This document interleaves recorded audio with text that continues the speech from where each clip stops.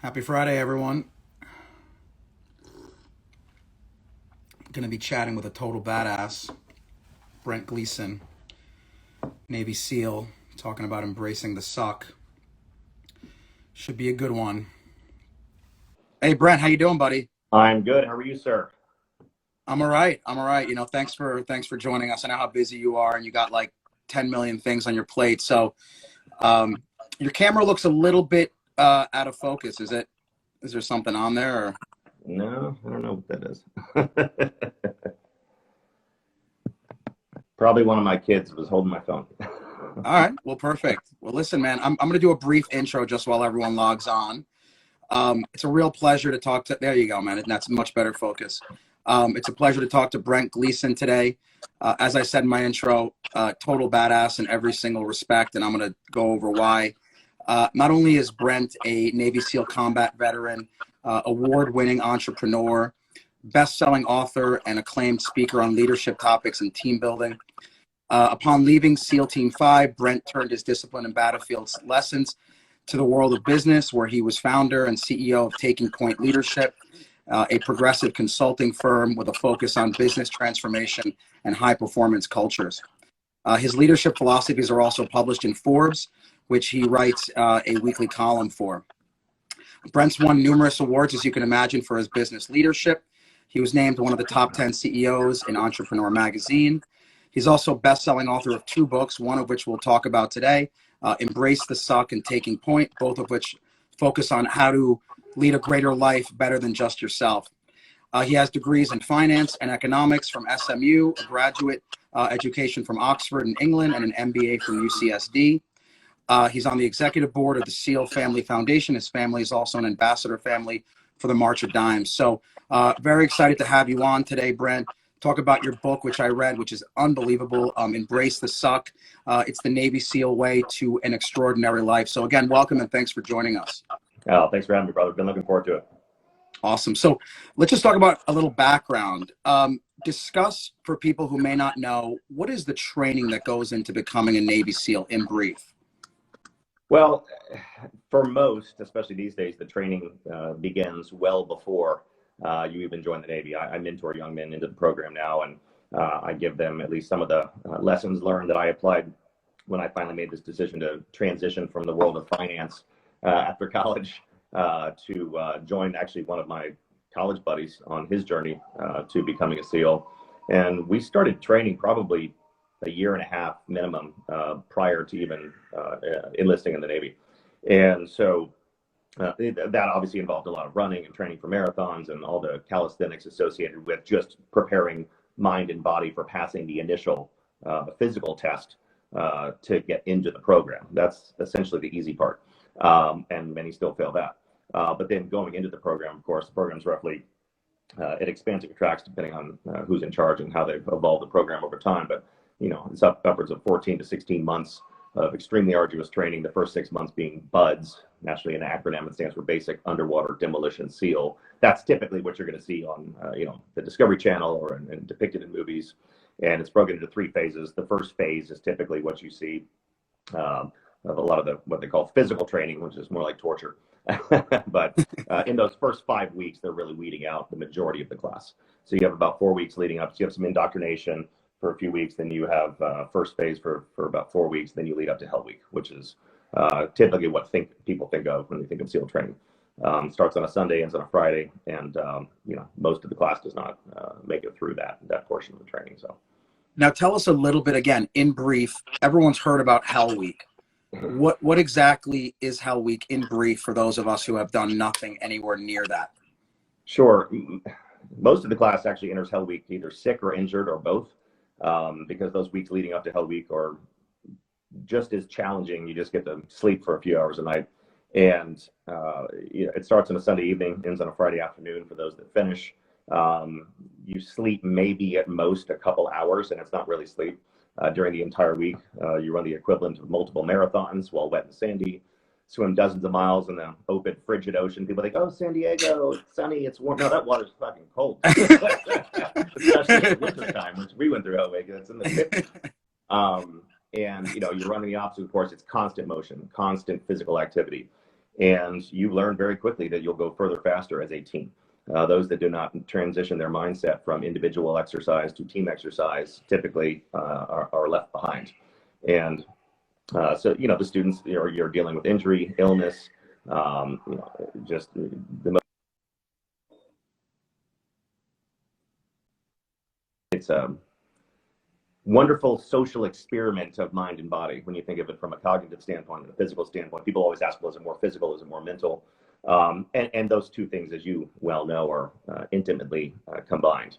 And really, one of the tools and mental models that work for people is, making it about the person to your left and right more so than yourself. And when you're worrying about your teammates, then you're not focused so much on your own personal misery and the fear of failure and your injuries and your illness. But also it's that emotional connectivity to the mission and reminding yourself and each other why you're here, why you've been thinking about this for years. This is the moment right now to reconnect your mind to the mission. And that's what gets students through to the other side. Unbelievable. So let's talk a little bit about your decision to become a Navy SEAL. So you are a college graduate. You went to Oxford. You are in the finance world. You've got a good job. All of a sudden, you're jumping to become a Navy SEAL, which is an unbelievable transition. Like, what was your mindset when that clicked?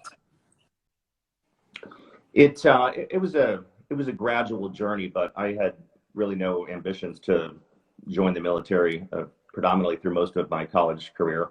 But it was my friend from college, one of my fraternity brothers actually, who had a lifelong dream and a vision of becoming a SEAL. This was just pre 9/11, so a little bit of a different vision of what service looks like in the special operations community back then. And we started training together. So for me, he was a year behind me in school, so I was working out in corporate America, and he was a senior. So for me, it was just a way to stay fit and have an accountability partner, but also kind of simultaneously help him prepare for his arduous journey. And all that time we started spinning together, and the dialogue we were having piqued my interest, and I started doing research and reading books about the history of the naval special warfare community and our forefathers from the underwater demolition teams in World War II to how we cut our teeth as an elite assault force in Vietnam. And I became fascinated by the culture and the mindset and the mental fortitude and emotional intelligence and the burden of command, so to speak, from a leadership standpoint in that type of high performance culture. And ultimately that fascination, coupled with the somewhat boring nature of my entry-level financial analyst position, led to the culmination of me leaving my job, much to my parents' dismay, and letting them know, hey guys, I'm joining the Navy, which I had not talked about at all. So it was a little bit of a Well, I mean, I'm sure they're incredibly proud now considering what you've accomplished. And so let's talk about the title of the book, right? Embrace the Suck. Where does that come from and what does it mean? Yeah, it's a military terminology. Obviously, we've embraced that heavily in the special operations community, especially as it associates not just with the training pipeline, but just the lifestyle in general. And essentially, it's about being more intentional in the fine art and craft of comfort zone expansion and having more of a growth mindset than a fixed mindset, where it's not just about, and that comes with, high performance individuals and organizations where, they see the inevitable obstacles and adversity of life and work as not just inevitable, but craving it and wanting it and needing it, and knowing that it's critical for personal and professional development and growth. And so looking for hard things to do, challenging yourself, setting stretch goals, never being satisfied with the status quo, and really being in that mindset of the Japanese word kaizen, which means continuous improvement, and always seeking ways through peer-to-peer feedback or research, reading and studying, and being a lifelong learner to always want to better yourself, but not just for your own selfish desires, but to give to causes really greater than yourself. And what was your impetus to write the book, right? Like everyone who writes a book feels like there's a need for it. They're filling some kind of vacuum. What crossed your mind to be like, I gotta write this book? Really, it came from my first book, TakingPoint, was a business book essentially about business transformation, leading change. And in our work with our clients who are all over the world at TakingPoint Leadership, we're a leadership and organizational development consulting firm. And you realize, of course, that you can't transform the and enhance the performance and results of a team or organization unless you enhance the performance, mindset, behavior, and rituals of the individuals and leaders in the organization. And so I realized there's a personal journey here, and much of the philosophies that came into the book were born from a lot of our proprietary curriculum that we coach and teach into organizations to create higher performance, higher levels of engagement, leadership at all levels, coaching them how to lead through change and transform the culture to higher performance and better results. And so I was like, well, maybe there's a sort of a, for lack of a better phrase, a self-help or personal transformation narrative here. And I'd never really read many, if any, self-help books. So I went out there and started buying as many of the popular ones as I could find. And some of the content out there I connected with, and some I didn't. Some I didn't find super actionable. So kind of like the first book, I wanted to at least attempt, that was the goal, to create something similar that's creative, it's fun, but also that has tools and mental models that people can actually use and apply. The type of thing where you see people taking notes and highlighting and rereading it and going back after reading it once to use the tools and actually implement, for example, the personal values manifesto, creating core values for yourself and for your family or for your team or your organization. If high performance teams do it, why don't we do it for ourselves? So tools like that are in the book were part of the goal to make sure that it's an actionable resource for people. Sorry, I'm plugging my phone in. Now, one of the big mantras of your book, you talk about grit and resilience and passion, and how that not only helps you become a great Navy SEAL, but that helps you be successful in life no matter what you do. And talk about those intangibles, things that are not measurable, and what those mean to overall success. Yeah, it's interesting. The Naval Special Warfare community, as you can imagine, unfortunately being at war and in these conflicts for 2 decades now, we've invested years and millions of dollars in research trying to, for example, identify the emotional, cognitive, mental, and physical attributes of students more likely to successfully navigate our training pipeline, which of course is one of the most challenging special operations selection programs in the world. And the data reflects a narrative that many wouldn't necessarily anticipate, one of like academic and athletic excellence, which of course fitness and intellect play a role obviously in being accepted into the program and successfully navigating that program. But it comes down to many of those less measurable data points of emotional intelligence.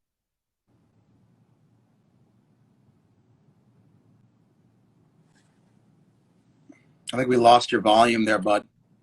Sorry, oh, there you go. No, you're good. You're good. You were muted for like 5 seconds. Sorry, yeah. It really comes down to a deep, passionate, emotional connection to the mission, and not just of service in the military, but specifically of service as a naval special warfare operator. And just like, if anybody listening or watching thinks about any lofty goal they've ever, personally or professionally, they've ever pursued and achieved, or maybe even fallen short of, it comes down to passion and to that emotional connectivity to what you're trying to accomplish. And that passion is what gets us through the uncomfortable times and through the adversity. And just like we've all kind of experienced a little bit over the past year and a half, and it gives you that strength of adaptability so that you can, kind of like I was saying before, you can continue to remind yourself when you start losing sight of the original vision of what you're trying to accomplish. You can quickly adapt and come back to the purpose that you originally defined for yourself and for the goal. And that's what takes all of us through any type of adversity. So. Now, one of the most fascinating things I thought you talked about was the way that you and the SEALs dealt with adversity, and you broke it down into the challenge, commitment, control mindset.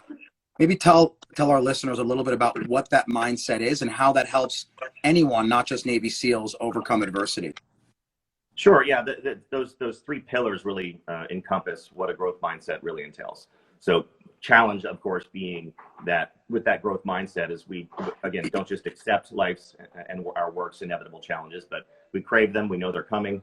We prepare for them appropriately. We have appropriate contingency plans in place and in the right mindset to be able to accept those challenges, face them head on, and then going into commitment, reminding ourselves that, people talk a lot about motivation. I want to be motivated and inspired, but motivation and inspiration mean nothing without discipline. And that comes back to, the core foundation of true commitment is being disciplined. Sorry, there's a baby crawling around here. See the bags under my eyes? We have a COVID baby around here. So. I'm not an OBGYN, but let's just say as soon as I stopped traveling, Mama got pregnant with our fourth. But, and then control, that goes into the philosophy of controlling the controllables. We spend so much time, energy, and emotion focusing on things that are outside of our control or sphere of influence. And when people can really, going back to commitment, be disciplined enough to focus their time, talent, and energy on things they can control, impact, and influence, then you're going to achieve or exceed more of the goals you set.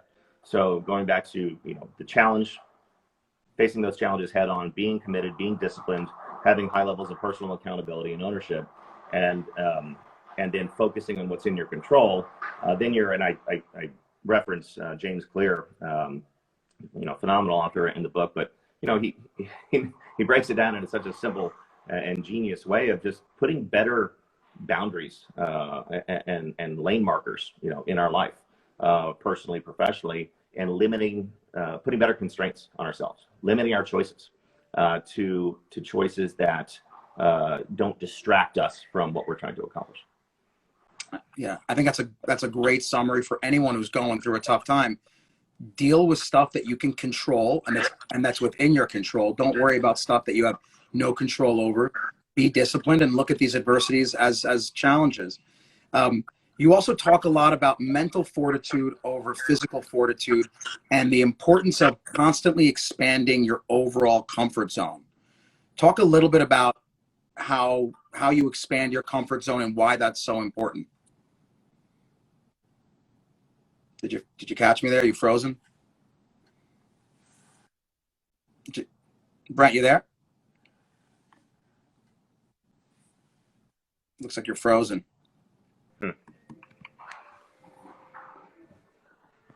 Can you hear me? Yeah, I can hear you. Perfect. Okay. Did you catch my question? I was just pushing. Yeah. I was talking about the importance of expanding your comfort zone. Yeah, it goes back to what we talked about at the beginning of the embrace the suck philosophy of being intentional in expanding your comfort zone and choosing to do hard things and choosing stretch goals when appropriate, and taking calculated risk, and also at the same time, like I talked about in the last chapter of the book, managing that list of regrets that you don't want to have, by pushing the boundaries of your comfort zone, because in my experience, and I know you would agree, it's outside of our comfort zone where those magical opportunities present themselves. When we sit around sort of getting caught in that bunker of normal human thinking and emotion, where the causal thinking of, especially when adversity strikes, why me, why this, why now?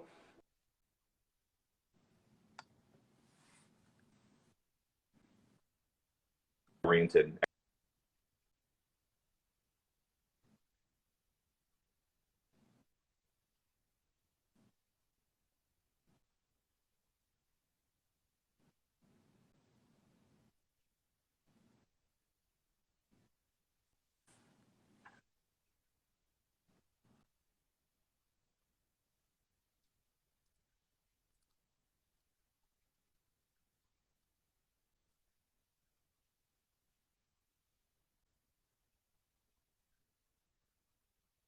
They become part of your everyday life, and then you move the goalposts and you do it again.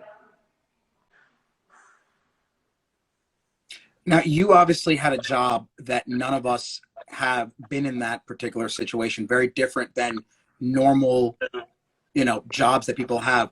How did you transition from Navy SEAL into entrepreneur and business? How difficult of a transition was that?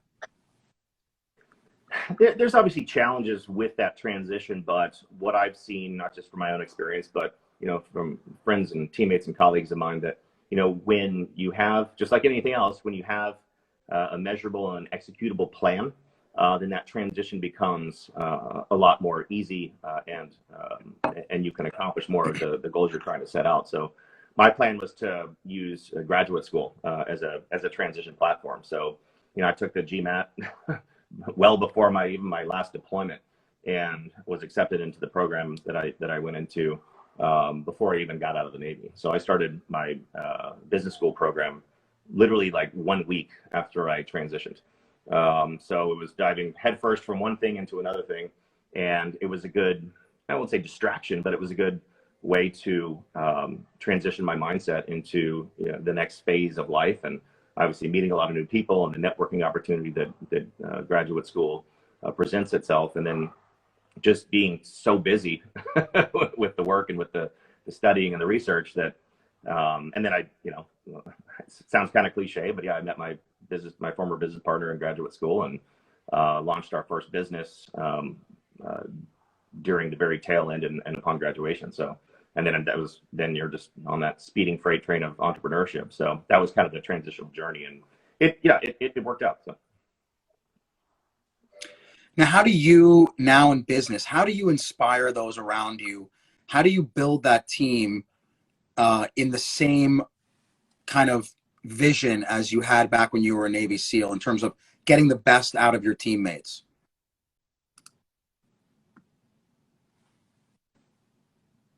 You there, bud?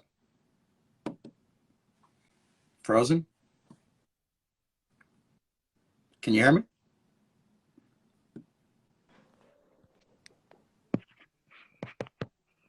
Yep, I got you now. Can you hear me? Okay. Well, I was saying that the wisdom, if we call it that I've garnered over the years, has come from a long line of extremely costly mistakes. So that transition isn't perfect, and then of course jumping into the world of entrepreneurship, which arguably has the same failure rate as SEAL training. I've made all the leadership and business mistakes that most business leaders and entrepreneurs do. And one of the things I've learned is kind of continuing to remind myself and reflect back on what we learn in the world of special operations. And that culture and that environment is not perfect, as we all know, like any organization. But really being a servant leader and having a cultural environment of accountability, transparent peer-to-peer feedback, and continuous learning and improvement, that builds trust, it builds higher performance, increases your cultural environment and ability to attract great talent, retain that talent because you're investing in those people. And then, of course, that creates a higher quality of work, which helps you attract and retain great customers and clients, and that creates sustainability, growth, and profit. But also just creating that environment where people, if you think about the world of special operations, or like in your profession, where people are like, I have to be a part of that. You want to create an environment in any business, whether it's a small business, a large organization, or your team or division within a company. You have to create a cultural environment externally where people see that. They're like, I want to be a part of that. And customers want to be a part of that. And there's shared values. And that gives you the opportunity to attract the best people.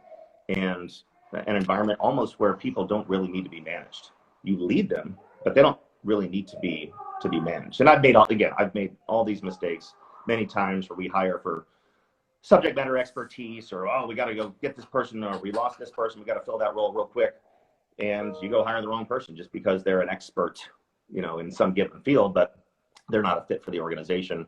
They don't necessarily share the principles and values of that organization, and it never works out when you do it that way.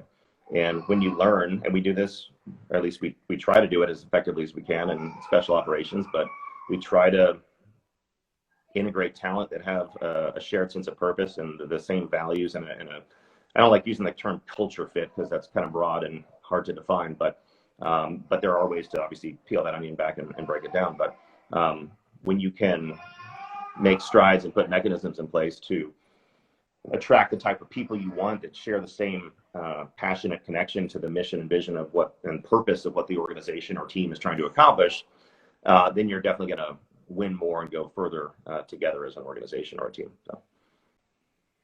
What would you say, because obviously you are an extreme leader, you've proven at every phase that you're able to build a high performance team around you. What would you say are the top 3 characteristics that make a great leader? I would say that one of the first ones really is empathy. I think higher levels of emotional intelligence, which of course is a continuous journey. You know, and that's something that we work on in our organization, and we coach that into the organizations that we partner with from a leadership development standpoint. But emotional intelligence and empathy, especially today in the chaotic world of business, which is now more chaotic over the past year and a half. Being an empathetic and servant leader is critical because, again, that builds trust. You retain talent, and you know, when you serve others and invest in those people, you have higher levels of engagement and participation. People are more willing to give all of their time, talent, and energy to the purpose and achieving mission success. The next would be accountability. We always teach that, you know, the two most important cultural pillars of high performing teams and organizations are trust and accountability. Accountability almost being the most important. And accountability oftentimes has this negative connotation. Well, it's you know, a lot of like rigid discipline and things like that. But and in our experience, and this is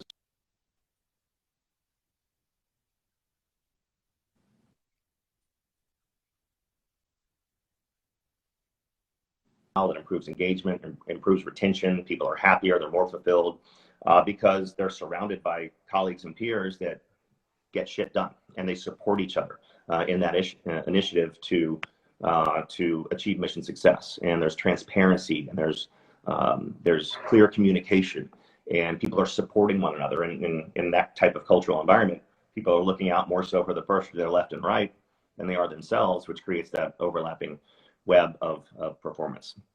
And so I guess the third piece would also be from a standpoint of trust, and creating that an environment where you can both give and receive trust as an organization. But all those things kind of, as you know, like blend together intimately when it comes to effective leadership. And it comes down to, you know, you're either an effective leader or you're not. And when it comes down to creating measurable, tangible results for the team. I mean, I guess the big question for you would be, do you think great leaders are born, or do you think great leaders are made, or it's a combination? I think it's a combination. I don't think that, you know, you either are a leader or you're not. The best leaders out there, I'm not putting myself in that category by any means, but they're lifelong learners and never satisfied with the status quo. And then they have very disciplined routines. And that's not just 5 days a week, that's 7 days a week. And many of those routines involve continuous learning, reading, studying, research. A great podcast, I think it was